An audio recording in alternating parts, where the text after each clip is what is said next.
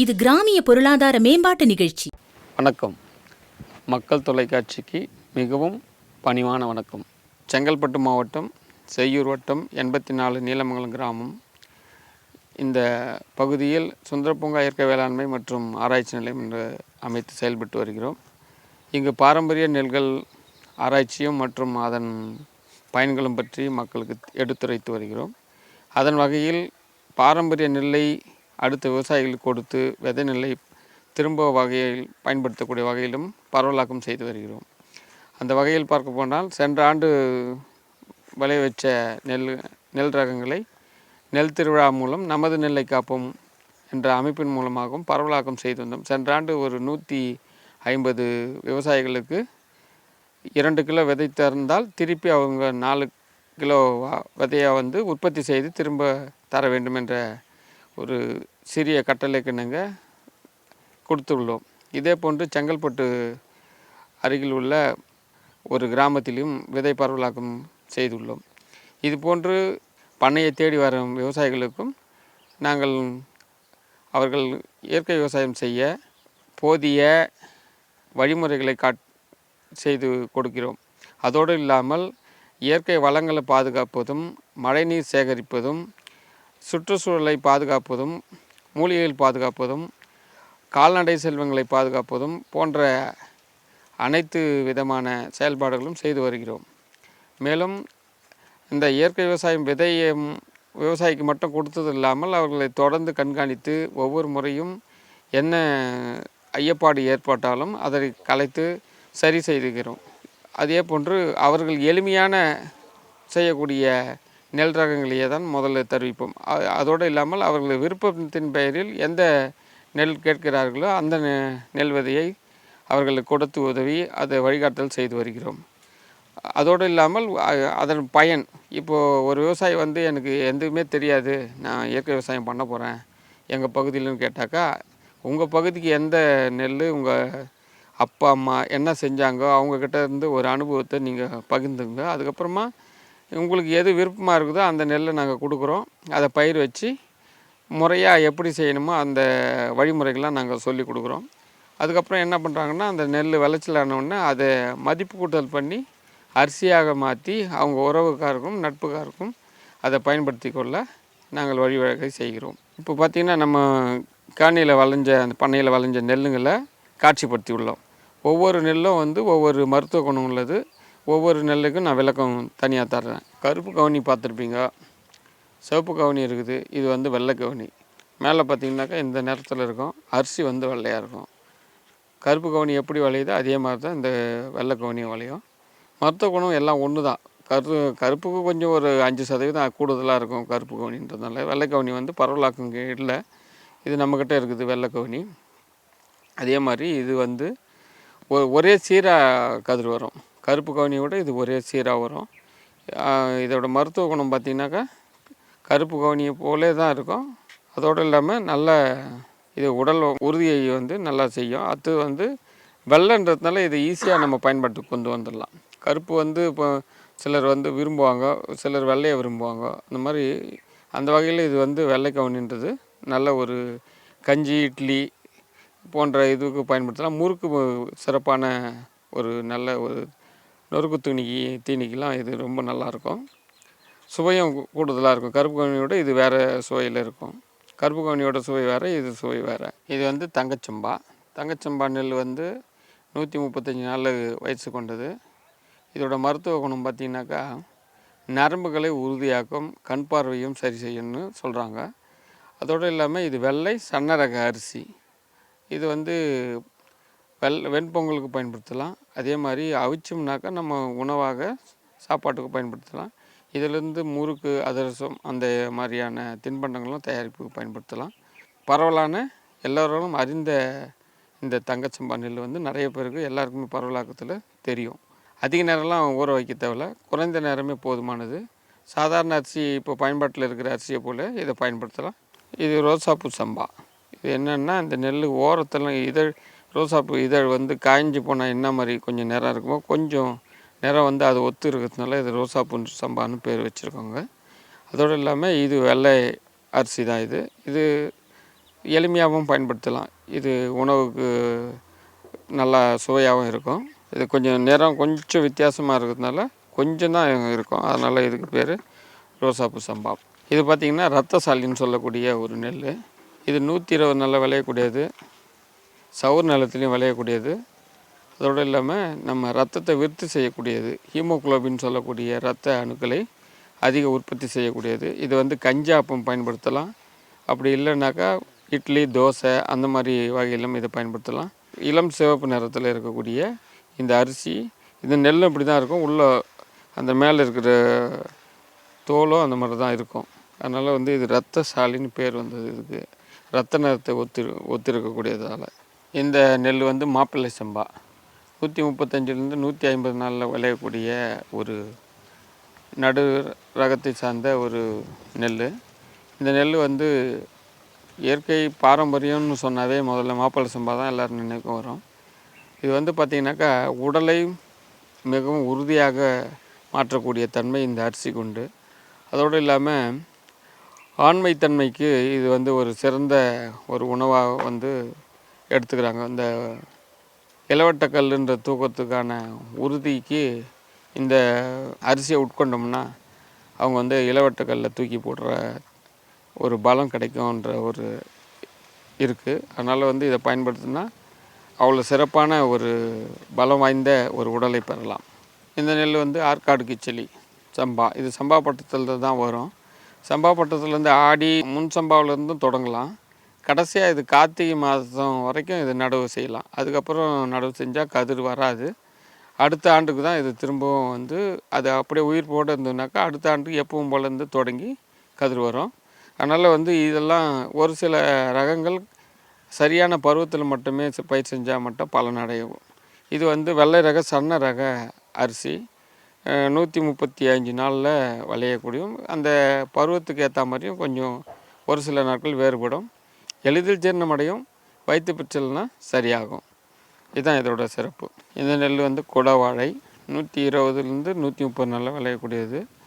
அதோடு இல்லாமல் இது குழந்தைங்களுக்கு இதை உணவு கொடுத்தோம்னா மிகவும் சிறப்பு. அதோடு இல்லாமல் இது வந்து மோட்டா ரகம். இது வந்து இட்லி, மற்ற முறுக்கு அந்த மாதிரியான பயன்பாட்டிற்கு இதை பயன்படுத்தலாம். இதே மாதிரியே குடவாழை மாதிரியே பால் குடவாழையாக இருக்கும். ரெண்டும் ஒரே மாதிரி தான் இருக்கும். இது குடவாழை. அதோடு இல்லாமல் இது வறட்சியை தாங்கி விளையக்கூடியது, புழுதியில் விதைக்கக்கூடிய உகந்த ஒரு நெல். ஆடி மாதம் இதுக்கு சிறப்பான பட்டம்.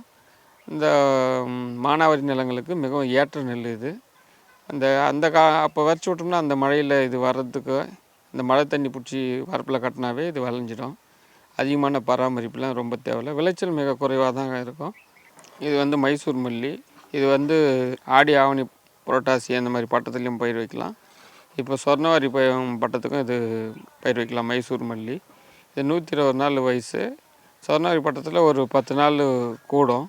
இது ஒரு மிகவும் சன்னமான ஒரு அரிசி. இது மைசூர் அந்த ஊரை சார்ந்த பகுதியில் விளைஞ்சதுனால இது மைசூர் மல்லின்ற பேர் இருக்குது. அதே நேரத்தில் இது எளிதில் ஜீரணம் அடையக்கூடியது, உடலில் வலுவை சேர்க்கக்கூடிய ஒரு சாதாரண ஒரு உணவு முறைக்கு பயன்படுத்துறதுக்கு சிறப்பாக இருக்கும். வெள்ளை நிறத்தில் இது ஒரு அதிகம் பேர் விரும்பி வாங்கி சாப்பிடக்கூடிய ஒரு ரகம். இது நெல்லையப்பன் சொல்லக்கூடிய ஒரு நெல் ரகம். இது திருநெல்வேலி மாவட்டத்தை சார்ந்த ஒரு நெல். அதோடு இல்லாமல் 100 நாளில் விளையக்கூடிய ஒரு வெள்ளை, இதுவும் ஒரு மத்திய ரக அரிசி. அதோடு இல்லாமல் இது வந்து சாப்பிட்றதுக்கு ஒரு சுவையாக இருக்கும். எப்படி தூய மல்லி எப்படி இருக்கோ அதே மாதிரி தான் இந்த அரிசியும் இருக்கும். மருத்துவ குணம்னு பார்க்க போனாக்கா இதுவும் உடலில் வந்து நிறைய பாக்டீரியா உற்பத்தி செய்து நல்ல உடலுக்கு ஒரு வலுவான ஆரோக்கியமான ஒரு உடலை தரும். அந்த கஞ்சி வந்து நல்ல பிசுப்புத்தன்மையோட அதிகமாக இருக்கும். இந்த நெல்லில் அல்சர் போன்ற பிரச்சனையை ஈஸியாக சரியாகும். ஏன்னா அந்த பிசுப்புத்தன்மை இருக்கிறதுனால 100 நாளில் விளையக்கூடிய ஒரு அரிசி. இது எப்போ வேணாலும் பயிர் வைக்கலாம். இந்த சித்திரையில் மட்டும் கதிர் வராத மாதிரி பார்த்துக்கணும்னா இது ஒரு எல்லா காலத்துக்கும் ஏற்ற ஒரு சிறப்பான ஒரு நெல் வகை இந்த நெல்லையப்பர்ன்ற ஒரு நெல். சீரக சம்பா. இந்த சீரக சம்பா ஆடி ஆவணிலேருந்து தொடங்கி கார்த்திகை வரைக்கும் பயன்படுத்தலாம். சீரக சம்பா சீரகம் எப்படி இருக்கோ அதே மாதிரி இது ஒத்திருக்கும் இந்த நெல். சீரக சம்பா அதே நேரத்தில் இதுவும் உடல் உள்ளே இருக்கிற உறுப்புகளை குடல் உறுப்புகளை நல்ல வலுவாக பெற செய்யும். அதனால் அகம் உள்ளே இருக்கிற உறுப்பை சீராக மாற்றுறதுனால சீரகம். அதே நேரத்தில் இது அமைப்பும் சீரகம் போல் இருக்கிறதுனால சீரகம் சம்பா அப்படின்னு பேர். 120 நாளில் குறுகிய காலத்தில் விளையக்கூடிய ஒரு நெல். இது எளிதில் சாயும் தன்மை கொண்டது. இதுக்கு என்ன பண்ணலாம்னா வரிசை நடுவு நட்டு அது உள்ளே விரல் வடிவ கோண வீடர் அந்த மாதிரியான வீடர்களை பயன்படுத்தோம்னா அந்த வேர் அறுந்து விடுறப்போ அந்த நெல்லுக்கு இயற்கையாகவே அதிக தூர்கள் வெடித்து வேர்கள் விழற தன்மை மிகவும் குறையும். அதனால் சீரக சம்பா பெரும்பாலும் பயிர் வைக்கிறவங்க கீழே விழுந்துடும் அப்படின்னு சொல்லுவாங்க. இதுக்கு எங்களோட முடிவு என்னென்னா வரிசை நடுவு நட்டு நெருக்கமாக வரிசை நடுவு நட்டு அது உள்ளே ஒரு அடி இடைவெளிக்கு உள்ளே இதை 10 நாளைக்கு ஒரு முறை 3 முறை ஓட்டிட்டாக்கா அந்த சீரக சம்பா கீழே விழாமல் நேராக எவ்வளோ காற்றடிச்சாலும் நேராக நிற்கும். இந்த நெல் செங்கல்பட்டு சிறுமணி இது இந்த மாவட்டத்தை சேர்ந்த ஒரு சிறப்பு வாய்ந்த ஒரு நெல். இந்த நெல் தான் ஆங்கிலேயர்கள் மிகவும் தெற்காசியாவில் அதிகமாக விளைச்சலை தந்தக்கூடியது பதிவு செய்து உள்ளார்கள். இந்த எந்த இடம்னா அரும்புலியூர் பக்கத்தில் இருக்கிற உள்ளாவூர்ன்ற இடத்துல மிகவும் அதிகமாக விளைச்சலை தரக்கூடிய நெல் என்று இதை குறிப்பிட்டுள்ளார். இது மணியை போல் ஒத்திருப்பதால் செங்கல்பட்டு சிறுமணி என்று பெயர் காரணமும் ஊர் காரணமும் சேர்ந்து வந்தால் செங்கல்பட்டு சிறுமணி என்று பெயர் பெற்றது. அதே நேரத்தில் இந்த பகுதியில் மிகுதியான விளைச்சலையும் அதிகமான பரவலாக்கத்திலையும் இருந்த ஒரு வகையான நெல். இதுவும் உடலுக்கு உறுதியான மிக உறுதி அளிக்கக்கூடிய ஒரு நெல் வகை. தூயமல்லி இது 135 நாட்கள் கொண்ட ஒரு சன்ன ரக அரிசி தான். இதோடு இல்லாமல் இது சொர்ணவாரி பட்டத்துலேயும் விளையக்கூடிய ஒரு நெல். அதே நேரத்தில் விளைச்சல் பாரம்பரிய ரகத்தில் அதிகமான விளைச்சலை தரக்கூடிய நெல் இந்த தூயமல்லி. அதோடு இல்லாமல் இந்த சாதம் பார்த்திங்கன்னா மிகவும் வெண்மையான நிறத்தில் இருக்கும். அதனால தான் இதுக்கு பேர் தூயமல்லின்னு பேர் வந்தது. அதே மாதிரி இரவு சாப்பாடு செஞ்சுட்டு இதை தண்ணி ஊற்றி வச்சு காலையில் சாப்பிட்டோம்னாக்கா மிகவும் சுவை அதிகமாக கூடக்கூடிய அரிசி வகையில் இது ஒன்று. இதை தொடர்ந்து பயன்படுத்திங்கனாக்கா உங்களோட உடல் ஆரோக்கியம் நல்லா தெரியும். மாப்பிள்ளை சம்பாவுக்கு அடுத்து வெள்ளை ரக அரிசின்னு பார்த்திங்கனாக்கா நிறைய பேர் பரவலாக்கத்தில் இருக்கிறது இந்த தூயமல்லின்ற ஒரு அரிசி ரகம்தான். இது அனைத்து விவசாயிகளும் விரும்பி இது செய்வாங்க. எப்படின்னாக்கா இது அதிகமான மகசூலை தரும். இதுக்கு எந்த இயற்கை இடுபொருட்களும் நிறைய தேவைப்படாது. இதுக்கு அதே மாதிரி கீழே விழாது. இந்த நெல் நல்லா நேராக நிற்கக்கூடிய ஒரு நல்ல சிறந்த நெல் இது. இந்த நெல் கருங்குருவை. இது சித்த வைத்தியத்தில் அன்னகாடின்ற ஒரு மருந்து தயார் பண்ணுறதுக்கு இந்த அரிசி தான் பயன்படுத்துகிறாங்க. அதாவது ஒரு பங்கு ஆற்றல் கொண்ட ஒரு மருந்தை இந்த அன்னகாடின்ற ஒரு குறிப்பிட்ட நாள் வச்சிருந்து அதிலிருந்து உற்பத்தி ஆகக்கூடிய அந்த பொருளோடு சேர்த்தோம்னா 100 பங்கு வீரியம் அதிகமாகுன்ற ஒரு இது சித்த வைத்தியத்தில் குறிப்பிடப்பட்டுள்ளது. அதனால் மிகவும் அதிகமான இயற்கை நெல்லில் நம்மளுக்கு சித்த வைத்தியத்தில் சொன்னது இந்த கருங்குருவை நெல் தான் ரொம்ப சிறப்பானது. இந்த நெல்லை பயன்படுத்தினா உடம்புல இருக்கிற அனைத்து உறுப்புகளையும் சரி செய்யும் என்று சொல்லப்படுகிறது. இதனால் தான் இதில் அன்னகாடின்ற ஒரு மருந்து தயார் பண்ணி அந்த சித்த வைத்தியத்துக்கு பயன்படுத்தினாங்க. இது 100 நாள் 110 நாளில் விளையக்கூடிய ஒரு சிறந்த ஒரு நெல் ரகம். இதே மாதிரி நவரான்ற ஒரு நெல்லும் இருக்குது. பார்த்திங்கனாக்கா இரண்டுமே வித்தியாசம் கண்டுபிடிக்க முடியாது. அது எங்கன்னா விளைச்சல் தான் கண்டுபிடிக்க முடியும். இந்த நெல் கருங்குருவி நெல் கீழே விழாது, நவரான்ற நெல் கீழே ஊந்துடும். அதை வச்சு தான் கண்டுபிடிக்க முடியும். மீதி அந்த குணாதிசயங்களை வச்சு நம்ம கண்டுபிடிக்க முடியாது. இது காலாபாத் என்று சொல்லக்கூடிய ஒரு வாசனை நிறைந்த ஒரு நெல் ரகம். இந்த நெல் ரகம் சாயும் தன்மை உடையது தான். இருந்தாலும் இதை வரிசை நடவு செஞ்சு அதுக்கு கோண விடர் உள்ளே இருக்கிற கலைக்கருவியை பயன்படுத்தோம்னா கீழே எளிதில் சாயாது. அதோடு இல்லாமல் விளைச்சல் ஒரு மத்திய ரகத்தில் தான். அதாவது ஒரு 10 மூட்டை இல்லை 12 மூட்டை அந்த மாதிரி தான் விளைச்சல் தரக்கூடியது. அதிகமான விளைச்சல் தராது. இது வாசனை நிறைந்ததுன்னா பிரியாணி செய்யறதுக்கு ஏற்ற ஒரு நெல் ரகம். இது ஆஸ்திரேலியா சன்னா என்று சொல்லக்கூடிய ஒரு வெள்ளை ரக சன்ன ரக நெல். இந்த நெல்லோட சிறப்பு என்னென்னு பார்த்தீங்களா, இதுவும் கலர் ஓவர் தண்ணிலையும் விளையக்கூடிய ஒரு சிறப்பான நெல். அதிக தூர் வெடிப்பு திறன் கொண்ட ஒரு நெல் ரகம். இந்த நெல் வந்து சித்திரை வைகாசி அந்த கதிர் வர நேரத்தை விட்டுட்டு மற்ற நேரத்தில் பயிர் வச்சோம்னா சிறப்பாக விளையக்கூடிய ஒரு சிறந்த நெல் ரகம். அதே மாதிரி சாதம் செய்கிறதுக்கு நல்ல உகந்த ஒரு சன்ன ரகம். எப்படி ஆத்தூர் கிச்சல் சம்பா நெல் அரிசி இருக்குதோ அதே மாதிரி இது ஒத்து இருக்கக்கூடிய ஒரு நெல் ரகம். இந்த நெல் வாடன் சம்பா. இந்த நெல் நல்லா புழுதி ஓட்டி ஆடி ஆவணி மாதத்தில் கருப்பாடை வச்சிட்டாவே ஒரு நல்ல மகசூலை தரக்கூடிய இந்த ஒரு நெல் ரகம் வாடன் சம்பா. இதே நேரத்தில் வறட்சியை தாங்கி விளையக்கூடிய ஒரு நெல் ரகம். செங்கல்பட்டு பகுதியில் இது அதிகமாக விவசாயிகள் நம்ம முன்னோர்கள் இதை சாகுபடி செய்து பயன்படுத்தியிருக்கிறாங்க. இது வந்து முறுக்கு போன்ற பலகாரங்கள் செய்வதற்கு இது உகந்த நெல் என்று தெரிவித்ததுனால் இதையும் வந்து நான் எங்கெல்லாம் இருக்குன்னு தேடி எடுத்துன்னு வந்து இதை வந்து பயன்படுத்தி பரவலாக்கம் செய்து வருகிறேன். இந்த நெல் பார்த்திங்கன்னா துளசி வாசனை சீரக சம்பா. இது வந்து துளசி வாசனை இருக்கும், அதனால் இது வந்து துளசி வாசனை சீரக சம்பா. அமைப்பு வந்து சீரக சம்பா மாதிரியே இருக்கும், அதனால் இதுக்கு துளசி வாசனை சீரக சம்பான்ற பேர் வந்தது. அதே மாதிரி ரொம்ப சின்ன சின்ன நெல்லுன்னு பார்த்திங்கன்னா இந்த ஒரு நெல்லும் தான். இந்த வாசனை சீரக சம்பா எப்படி இருக்குதோ அதே மாதிரி இதுவும் இருக்கும். ஒரு சிறந்த உணவாக பயன்படுத்திக்கலாம். நம்ம வாசனையில் இருக்கிற அரிசி வகையில் இதுவும் ஒரு சிறந்த ஒரு உணவாக நம்மளுக்கு கிடைக்கப்பட்டுள்ளது. இலுப்பைப்பு சம்பா. இலுப்பைப்பு வாசனை வர்றதுனால இலுப்பைப்பு சம்பான்னு பேர் வச்சுருக்காங்க. அதே மாதிரி இது சம்பா பட்டத்தில் தான் வரும். இதுவும் ஆடியில் தொடங்கி கார்த்திகைக்குள்ளே நட்டோம்னா தான் விளையும். மாற்றி நட்டால் இது பருவம் மாறி நட்டால் விளையாது. அதே மாதிரி இந்த நெல் வந்து அதிக மகசூலை தராது, குறைவான மகசூல் தான் தரும். வாசனை வந்து கதிர் வரும்போதுவே இதுக்கு வந்து அந்த அந்த கதிரில் பூக்க சொல்லவே வந்து அந்த வாசனையை தரக்கூடிய ஆற்றல் இது கொண்டது. முடக்குவாதம் அந்த மாதிரியான இதுக்கெலாம் இதை வந்து பயன்படுத்தினா கொஞ்சம் சிறப்படையுது அப்படின்ற மாதிரி எல்லோரும் இதை வாங்கி விரும்பி பயன்படுத்திக்கிறாங்க. முடக்குவாதத்தை கொஞ்சம் பெரும்பாலுமாக எடுத்துது, அதனால் வந்து இந்த இலுப்பைப்பு சம்பாவை பெரும்பாலும் பயன்படுத்துகிறாங்க. அதே நேரத்தில் வந்து இந்த அரிசி வந்து இளம் பச்சை நிறத்தில் இருக்கும். அந்த பச்சை நிறத்தில் இருக்கிறப்பவே அதுக்கு வந்து அந்த வாசனை அப்படியே தான் இருக்கும், மாறாது.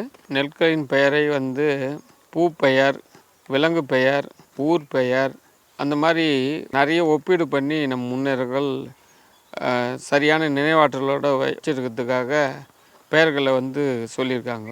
இந்த குதிரைவால் அமைப்பை கொண்டு அந்த கதிர் இருப்பதனால் இதுக்கு குதிரைவால் சம்பா என்று பெயர் வந்தது. இதுவும் சம்பா பட்டத்தில் மட்டும்தான் விளையுது, மற்ற பட்டத்தில் மாற்றி நட்டால் விளையாது. இது வந்து இந்த உப்புமா அப்படி சொல்லக்கூடிய உணவுக்கு மிக சிறந்த நெல்லாக உள்ளது இது. இந்த நெல் வந்து மிளகு போன்று ஒத்திருப்பதால் இதுக்கு மிளகு சம்பா என்று பெயர் வந்தது. இது 120லேருந்து 130 நாட்களில் விளையக்கூடிய ஒரு வெள்ளை நிறம் கொண்ட ஒரு நெல்.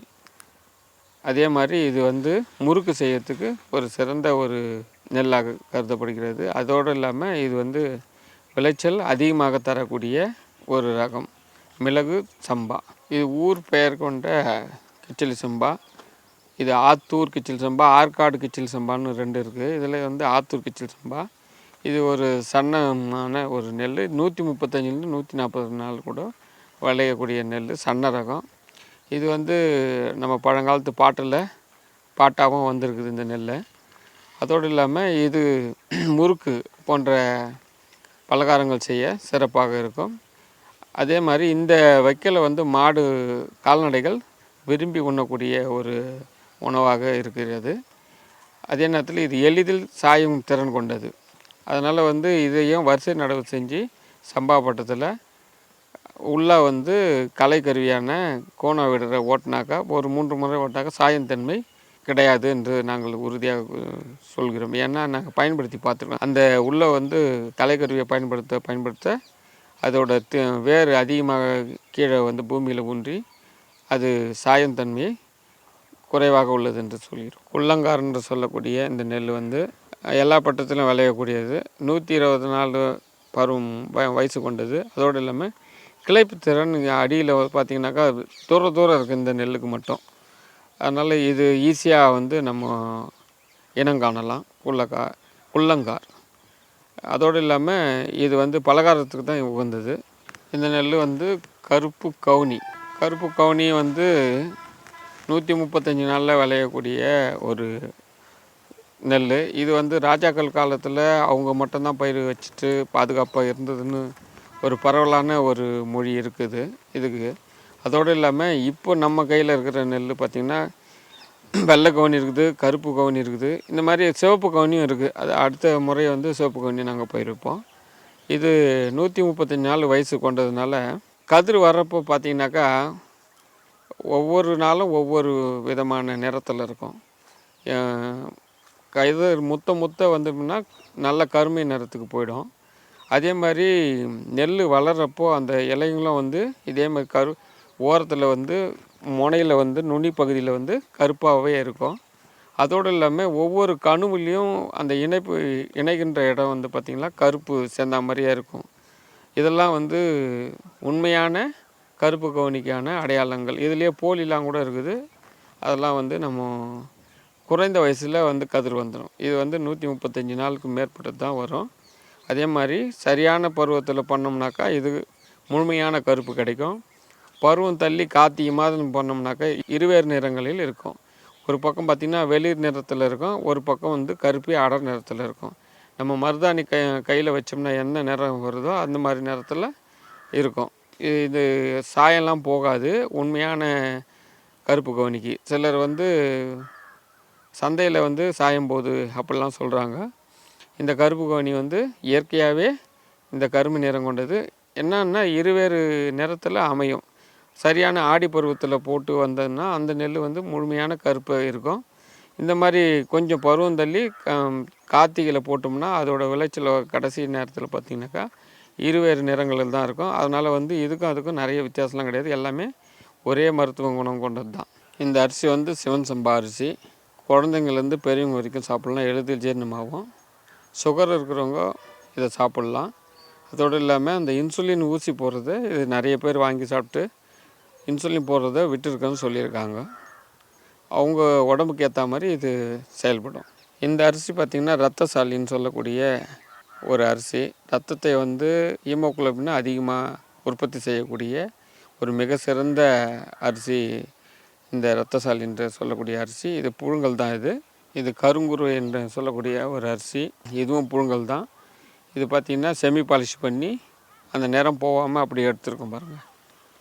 இது மருத்துவத்துக்கு மிகவும் சிறந்த பயன்பாட்டுக்கு உள்ள சித்த மருத்துவத்தில் பயன்படுத்தி அன்னக்காடி தயார்படுத்தக்கூடிய ஒரு சிறந்த அரிசி. இந்த அரிசியை பயன்படுத்தினா அப்படியே பயன்படுத்தி சாப்பிட்டாவே உடம்புல அனைத்து உறுப்புகளையும் சரி செய்யக்கூடிய திறன் கொண்டது இந்த அரிசி. இது கருப்பு கவுனின்னு சொல்லக்கூடிய ஒரு அரிசி. இதுவும் புழுங்கல் தான். இதை வந்து அவிச்சு இது செமி பாலிஷ் பண்ணி உரித்து எடுத்துருக்கோம். அந்த நிறம் மாறாது. பார்த்திங்கன்னா இது இருவேறு நிறங்கள் தான் இருக்கும், கொஞ்சம் தான் மாற்றம் இருக்கும். இந்த அரிசியை கஞ்சி வச்சு பயன்படுத்திக்கலாம், இட்லி தோசை அந்த மாதிரி பயன்படுத்திக்கலாம். இதுவும் வந்து உடலில் இருக்கிற அனைத்து உறுப்புகளையும் உறுதி செய்யக்கூடிய திறன் கொண்டது. பார்த்தோம் ஏற்கனவே வந்து நெல் ரகங்கள்லாம் அரிசி ரகங்கள்லாம் பார்த்தோம். ஒவ்வொரு அரிசியும் ஒவ்வொரு குணாதிசயங்களை கொண்டு உள்ளது. இதை வந்து சரியான முறையில் பயன்படுத்தினா மட்டும்தான் பலன் கிடைக்கும். ஒரு சில நாட்கள் பயன்படுத்திட்டு சில நாட்கள் விட்டால் வந்து பயன் தராது. தொடர்ந்து இதை பயன்படுத்தி ஒரு குறிப்பிட்ட ஒரு 48 நாளுக்காச்சும் தொடர்ந்து பயன்படுத்தினா உங்களோட உடலில் இந்த மாற்றத்தை வந்து ஈஸியாக தெரிஞ்சுக்கலாம். அதோடு இல்லாமல் நீங்கள் பயன்படுத்துகிற விதம் வந்து சரியான முறையில் பயன்படுத்தணும். இந்த ஒரு அரிசியை கஞ்சியாக பயன்படுத்துகிறதுனா கஞ்சி, அப்படி முடியலன்னா அதை வந்து இட்லி இல்லை தோசை ஏதோ ஒரு வகையில் வந்து தினசரி அது வந்து நம்ம உட்கொள்ளணும். அப்படி பார்த்தோன்னா குறிப்பிட்டதாக ஒரு 48 நாள் நம்ம இதை பயன்படுத்தினா உங்களோட உடம்புல மிகச்சிறிய மாற்றத்தை இதில் வந்து ஏற்படுத்தி தரும். எந்த ஒரு இயற்கை அரிசியாக இருந்தாலும் இந்த மாற்றத்தை ஒவ்வொன்றுத்துக்கும் ஒவ்வொரு குணம் இருக்குது. அது வேறு, ஏதோ ஒரு மாற்றம் நல்ல உங்களோட உடல் ஆரோக்கியத்தை நீங்களே தெரிஞ்சுக்கலாம். இது வந்து நிறைய நுகர்வோர்கள் வந்து நம்மளுக்கு சொல்லி வச்ச உண்மை. அதனால் இந்த இயற்கையை சார்ந்த பயிர் வைக்கிற விவசாயிகளை சந்தித்து நேரடியாக நீங்கள் நுகர்வோராக இருக்கிறதுனால நேரடியாக அந்த பண்ணையிலே போய் ஒவ்வொரு பண்ணையிலும் அவங்க செய்யக்கூடிய வேலைகளை பார்த்து நஞ்சில்லாத உணவு நம்மளுக்கு எப்படி கிடைக்குதுன்னு தெரிஞ்சுக்கொண்டு வாங்கி பயன்பெறுமாறு உங்களை அனைவரும் பணிவுடன் கேட்டுக்கொள்கிறேன். நன்றி.